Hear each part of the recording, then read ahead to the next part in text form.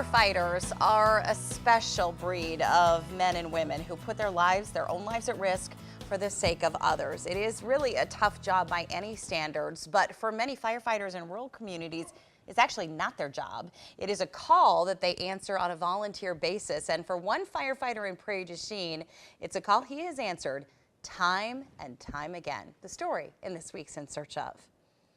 I don't remember, that's a long time ago.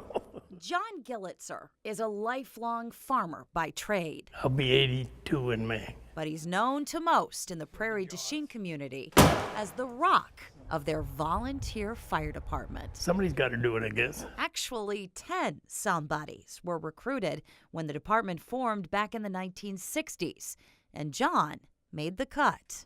I was young then, I didn't know any better, I guess. He jokes, but the truth is, being a firefighter just fit. As you get into it, you get more interested in it, and you get to know the guys better. It's kind of like another family, really. But what was like another family became all in the family when not one, but two of John's sons followed in Dad's footsteps. And I know they were looking for new members, and I said, why not? I'll give it a try and see this. This can't be that hard.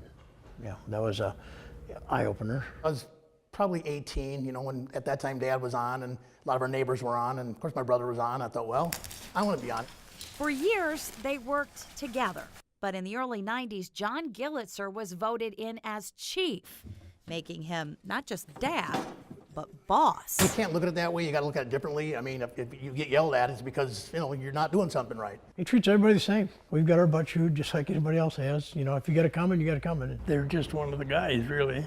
That's the way we always operated. This is the spreader here. Under John Gillitzer's leadership, the department has flourished, and his boys are quick to brag. Our roster's full. I know there's some around us that have struggled to keep them full. Ours is full. That says something about the leadership that we've had. He pushed to get the better equipment. I remember back, and I think I started in '82. We had some jalopies out there. You're kind of embarrassed to drive down the road. The sirens would hardly work. And if you drove the equipment that we had when I started, oh man, this shit was like going from a pedal car to Cadillacs. It's unreal. Where we are today is because he put his foot down and said we have to upgrade, for the safety of us and for the public. For 5 decades, if there was a fire call in this community, most likely at least one Gillitzer would respond. They have a combined 120 years of service between them, a record and a role they are all so proud of.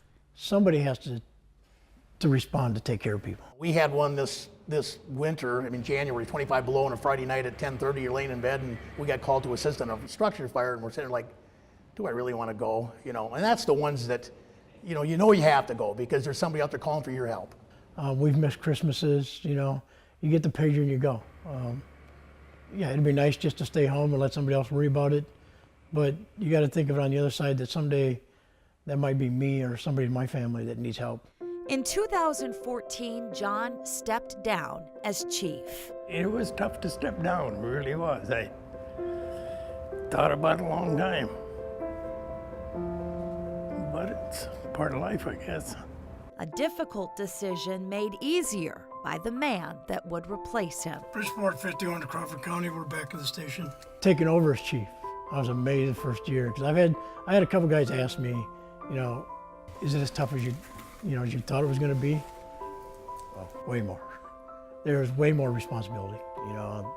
It just really brings to light what he actually did. Well, I don't think you'll probably see it again. When I step foot in this firehouse and I look at how it's grown and the camaraderie of the firemen and how people take it seriously, that all comes from him. At 82, John is still officially on the firefighter roster. There's a lot of things that he can do. There's a lot of things that he knows. He can teach, I don't expect him to be the first guy in the gear with the backpack on and getting into a fire, but there's a lot of things that he can do, and I'll take that help any day. How long do you imagine that you'll continue to suit up here? As long as I feel good. The day I don't feel good, I'll quit. For 50 years, he's volunteered to go in where most people try to get out. a true hero in every sense of the word. In Prairie Du Chien with photographer John Schmidt, Jennifer Livingston, News 8.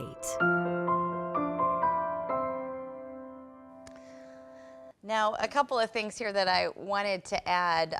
First is that, again, this is volunteer firefighters. Right. And so each of these men, and there's one woman on the squad, have other jobs. And yeah. they're on call, and they come in. I think they make $20 for a call. So if they're on a call for 12 hours or 20 minutes, it's $20. Yeah. So it's not exactly something that you Big-time do commitment, yeah. for the money. It's a big commitment, and they do it for the dedication, the service, and the love of the job.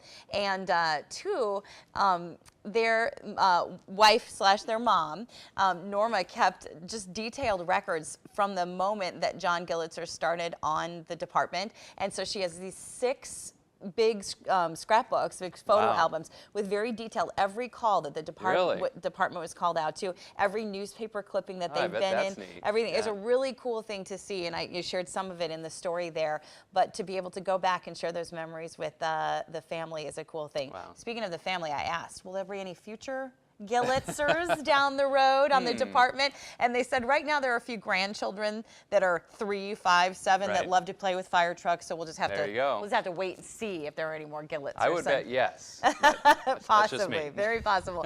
And so from all of us here at News 8, we just wanted to say a special congratulations to John Gillitzer on his 50 years of service with the fire department.